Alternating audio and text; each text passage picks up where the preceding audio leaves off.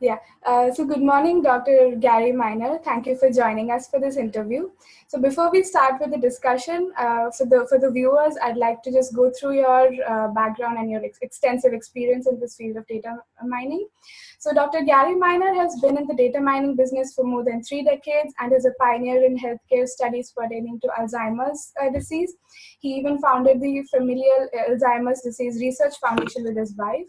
He has co-authored multiple books, including the Handbook of Statistical Analysis and Data Mining Applications, which received the 2009 American Publishers Award for Professional and Scholarly Excellence. He has served as the VP and Scientific Director of Healthcare Predictive Analytics Corp. He has, in the past, he had also spent his time as a Senior Analyst Healthcare Application Specialist at Dell Software Group. Currently, he's writing more books and he takes online classes in predictive analytics at UC Irvine and UCSD.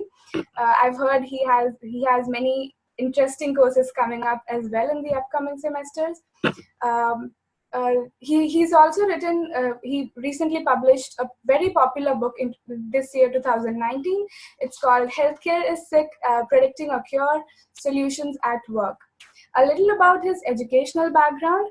He's done his bachelor's in science in biology, chemistry, and educational majors at Hamline University.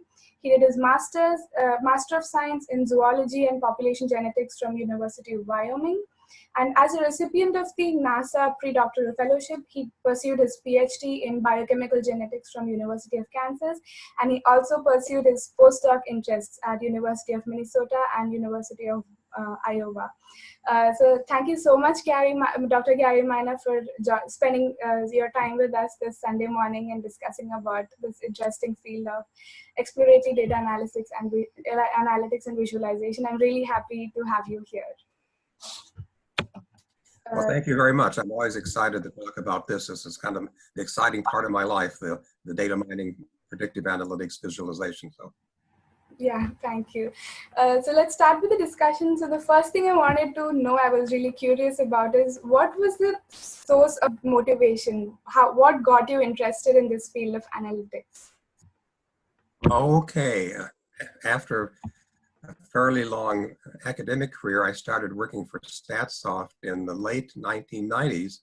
And a few months after I started working there, they were StatSoft, Statistica decided they were going to specialize in two areas. One was industrial analysis, DOE, and that kind of stuff. And the other was to develop a data mining predictive analytics software. And I said, the predictive analytics software is where I want to go, because I had been using traditional statistics for 30 years. And we found that in medicine, up to a large percentage of the things published, a large percentage of the papers published in medical journals were using incorrect traditional statistics, or they were interpreting them incorrectly. And I could see right away that predictive analytics, data mining would allow for much better results when used by these people in medicine, because they didn't have to know as much about statistics. They didn't have to know all the assumptions of basic statistics, and therefore wouldn't be making these errors. So I got very excited about it, and so that was about the year 2000. So I got very excited about it, and so worked with StatSoft as they brought the software. Yeah. Okay, good to know. And so the next question would be, what is the importance of exploratory data analysis and visualization in your view?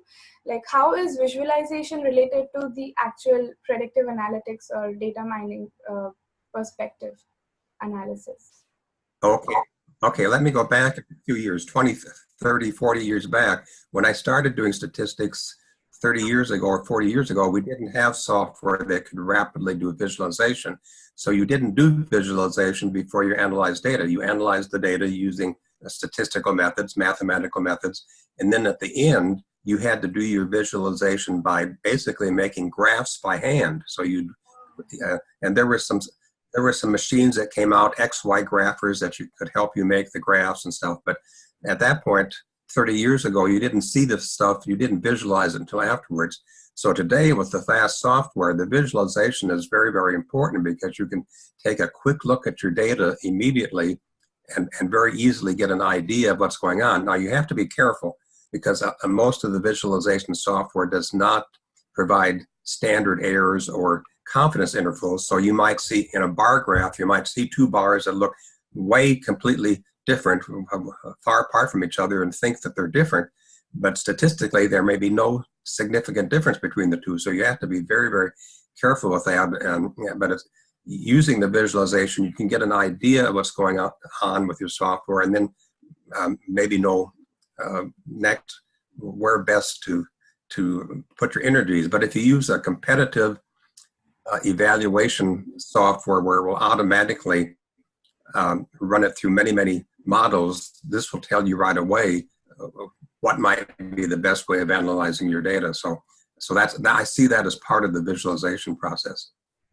Okay, got that. So in your vast experience, from the top of your head, do you remember any interesting findings or insights that you came across? The expected findings, the unexpected findings with predictive analytics using competitive automatic algorithm comparisons to find the best algorithm and the best predictors. Do you have any such in mind? Yes. Yeah, I can think of several. I don't remember too many from just the visualization. Just using the visualization will give you some ideas, but I don't remember anything that was that dramatic. But I remember using the full competitive evaluation software. We were working with some medical students on patients will come into the emergency rooms, say late at night or in the evening, with what appear to be heart attack symptoms. But it's very hard for the doctors to know, so they'll usually keep those patients there all night, and then the next day run extensive tests and so forth. But by simple use of 5 questions and tests that the doctor could ask the patient immediately, when we put it through the analysis, we found that support vector machines, and maybe neural networks too, neural networks is more of a deep learning type thing, and artificial intelligence, but I think support vector machines, which is a machine learning technique, and neural networks immediately found that at 100, almost 99% success, both for false positive and false negative, they use support vector machines for one of them and neural networks for the other, that they could know immediately that this person wasn't having a heart attack, and they could send the patient home that night, and then avoiding all that extra expense of them staying. So that was something we saw only after doing the analysis. We couldn't see it ahead of time. That was very amazing. Yeah, it does sound very interesting. So what are your views on the current state of analytics, especially in the healthcare domain? Especially, did you say in terms of the USA or in terms of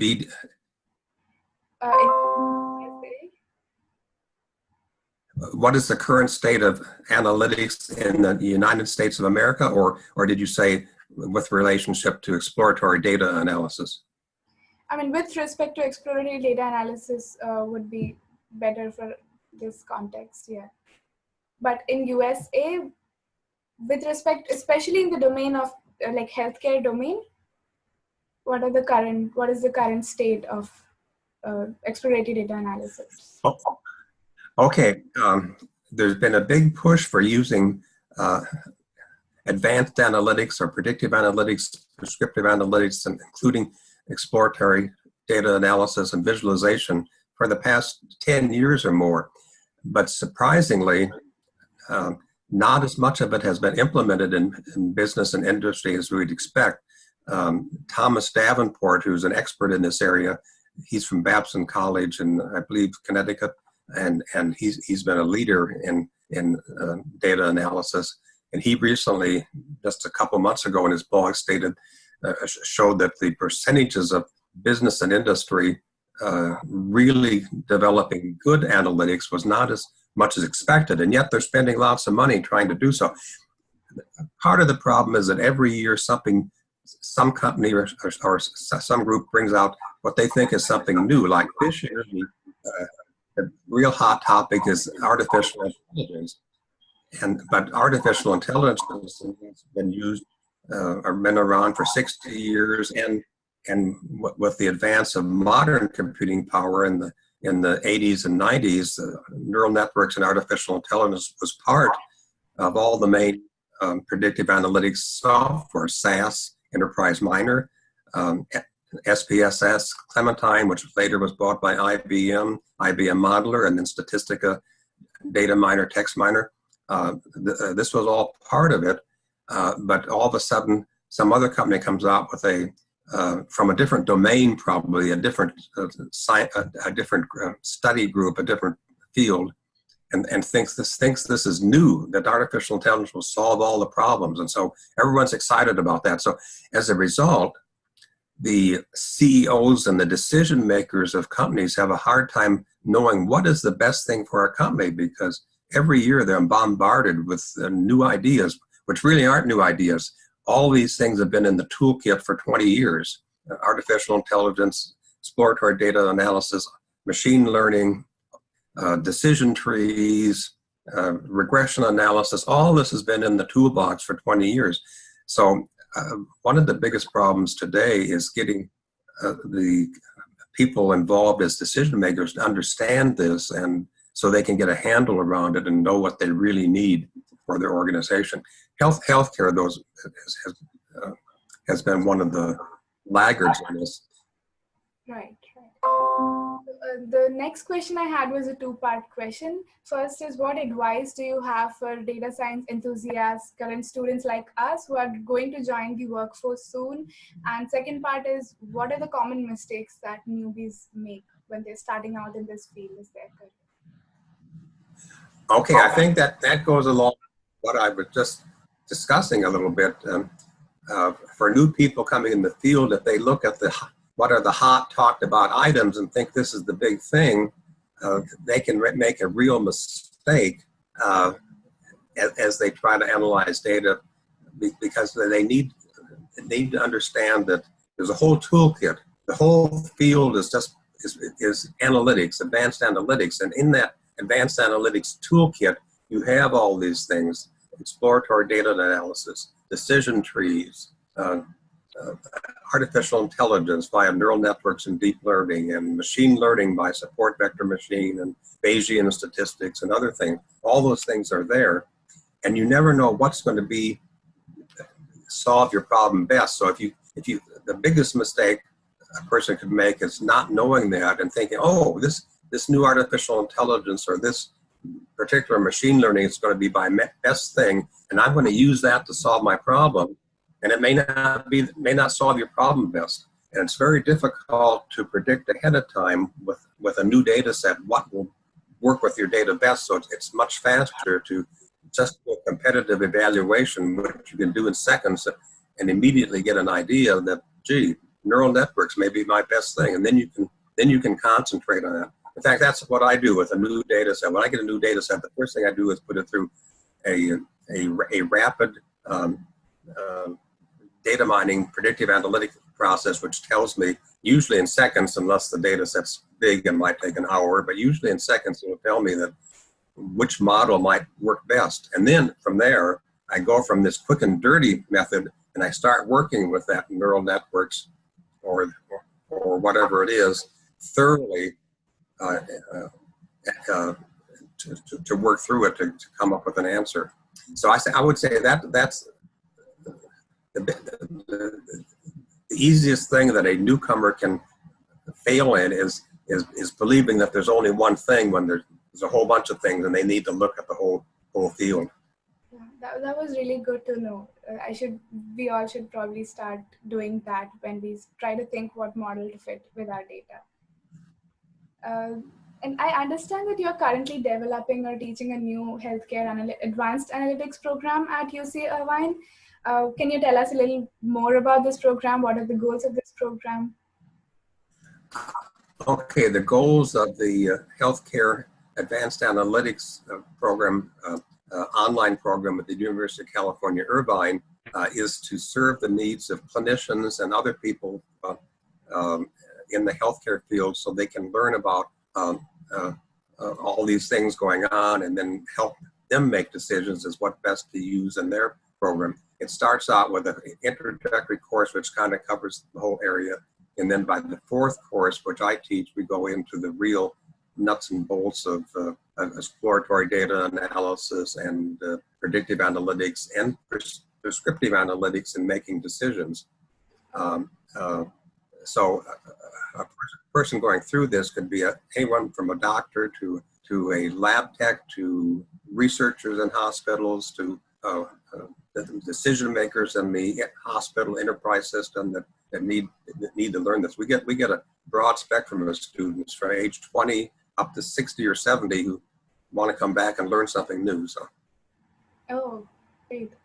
And I understand that you're also writing 3 new books this year. So what are the topics of these books?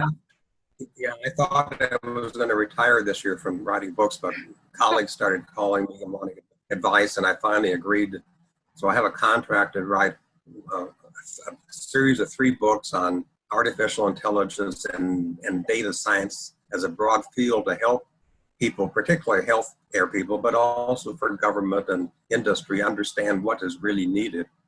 And so the first one, we're about halfway through and plan to have it done by January 1st. So it'll be out sometime in 2020. And then the next one will be practical applications. We'll get into more details on it. That'll be 2021. And then the last one will be 2020. But I'm also helping another person write a genomics book. So and I'm giving advice to a 5th person on a genomics book. He's working on a book with the head of genomics at Stanford University. So I don't know, I can't seem to retire. But I must say the contents of the books are really, really impressive. I should be sure to add the links to your previous books in the description, because I should feel that current data science students must look through them, because they are really nice. They have good content, for sure. Okay, well, thank you. Thank you. Yeah, I think that should be it. Those were the questions I had in mind to ask you. So thank you so much for joining us this Sunday morning again. It was really nice getting to know your tips and like how you perceive data and how you go with it. It was really nice, and your advice to new students. So there were a lot of takeaways from this conversation for sure for students like me. So thank you so much. Okay. Well, thank you. I enjoyed it. Yeah, have a good rest of the weekend or the day, I guess. Okay, you too. Okay, I'll just stop this recording real quick.